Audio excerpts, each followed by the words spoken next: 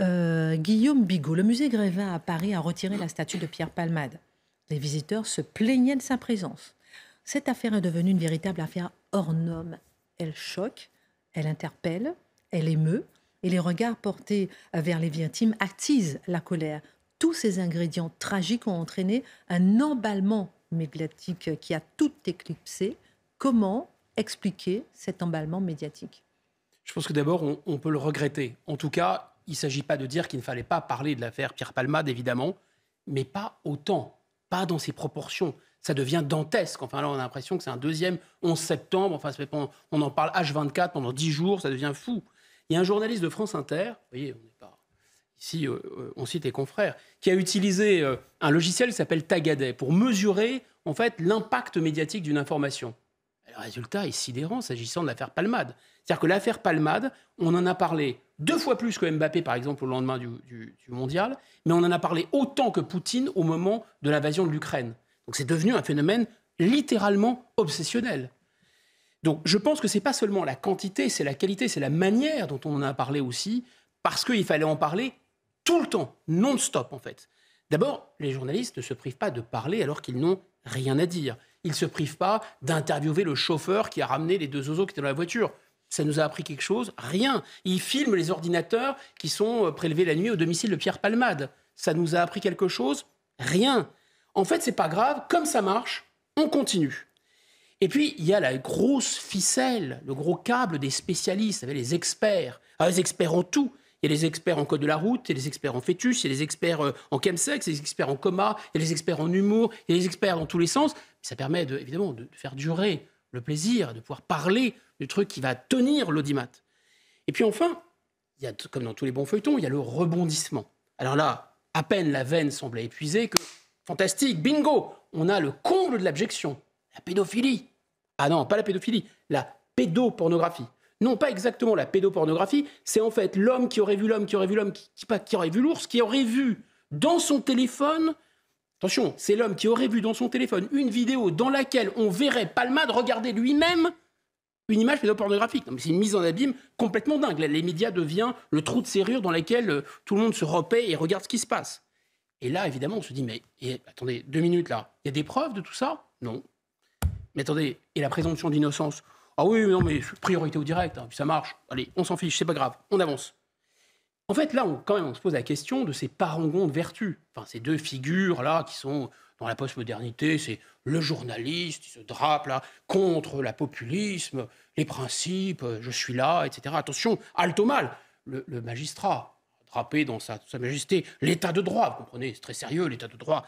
Mais alors là, pas de son, pas d'image. Personne, c'est pas grave. Le journaliste, pour faire de l'audimat, sa déontologie, aucun problème.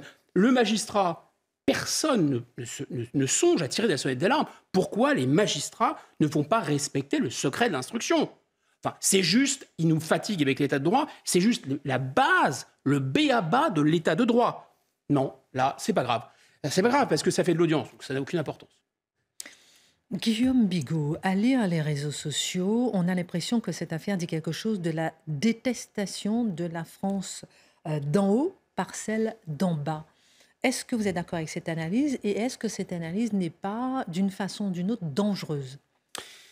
Indiscutablement, les réseaux sociaux sont pleins de colère à l'égard du traitement en fait, de l'affaire Palmade. Donc, sur la surexploitation de l'affaire Palmade, je suis assez d'accord, je viens de l'expliquer. Mais par contre, sur le procès qui est fait en creux, sur une sorte de complaisance, on dire voilà, il y a une complaisance et il y a une sorte de solidarité de classe comme ça, donc c'est pas grave, ça fait Palmade. Finalement, il lui cherche des excuses. Là, je pense que les gens se trompent. Sincèrement, ils se trompent. Mais c'est intéressant de voir que cette idée, elle finit par percoler en fait. Et je pense que c'est faux, mais aussi que c'est dangereux. Alors d'où ça vient? D'abord dans l'imaginaire national, qui hérite en grande partie de la Révolution, pas que, mais de la Révolution. Il y a cette idée au moment de la Révolution que la noblesse, qui est la gardienne finalement de la vertu et du savoir-vivre, on va l'accuser, on va la soupçonner de cacher des mœurs absolument dépravées et scandaleuses. Et c'est une des accusations qu'on va porter contre Marie-Antoinette. Acte de pédophilie contre ses enfants. Souvenez-vous, il n'y a pas si longtemps que ça, Dominique Baudis, le maire de Toulouse, accusé de turpitude épouvantable. Il serait vautré dans des partouzes, il aurait mis à mort des victimes innocentes, etc. Des trucs épouvantables. Tout ça était faux, mais voilà. Donc, il y a la réactivation d'une espèce de cliché historique qui est bien enfoui, et c'est d'autant plus risqué que finalement, ce qu'on pourrait appeler la France d'en haut, qui existe évidemment, la France des notables, la France des people, dont jusqu'à présent Pierre Palmade faisait indiscutablement partie, cette France d'en haut, elle continue de communier dans ce qu'on pourrait appeler un culte de l'ouverture, un culte de la tolérance, qui mélange deux dimensions. Alors, la dimension libertaire, bien sûr, héritée de mai 68, jouir sans entrave, donc là on est au cœur de l'affaire Palmade, et puis il est interdit d'interdire, donc tout est permis, et puis la dimension libérale, c'est-à-dire faire du profit sans entrave, plus de frontières pour faire du business, libre circulation des capitaux, libre circulation des travailleurs et des migrants. Et donc en fait, on se dit, mais effectivement, ce Palmade, il coche à tout, c'est le bon petit soldat du politiquement correct, il met ce couvercle très épais de la bien-pensance avec sa vidéo sur le masque, par exemple, voilà ce qu'il faut faire, attention, protégeons l'ouverture, protégeons la tolérance, etc. Et effectivement, il a l'air de bien jouir sans entrave. Alors là, il n'y a pas de problème. Enfin là, il a trouvé une entrave, malheureusement. Et cette France en colère, qu'est-ce qu'elle se dit ? Elle se dit, mais attendez, ces gens de la France d'en haut, ils nous imposent un politiquement correct hyper pesant, ils nous interdisent tout au nom de leur moraline, mais eux, en fait, font ce qu'ils veulent. En réalité, le danger de cette affaire, c'est que ça ressemble à une sorte de métaphore un peu inconsciente. C'est la France qui se lève tôt, qui d'un seul coup est percutée par la France qui dort jamais. C'est finalement la France qui fait ce qu'elle peut et qui est fracassée d'un seul coup par la France qui fait ce qu'elle veut et qui rend de compte à personne. Voilà en quoi c'est violent, si vous voulez, et voilà en quoi il y a toute une espèce de cristallisation inconsciente qui peut se coller sur cette affaire. On va marquer une pause et je vous demanderai comme dernière question, est-ce que justement c'est juste ou bien faux d'interpréter justement que cette affaire Palmade est l'opposition des deux France.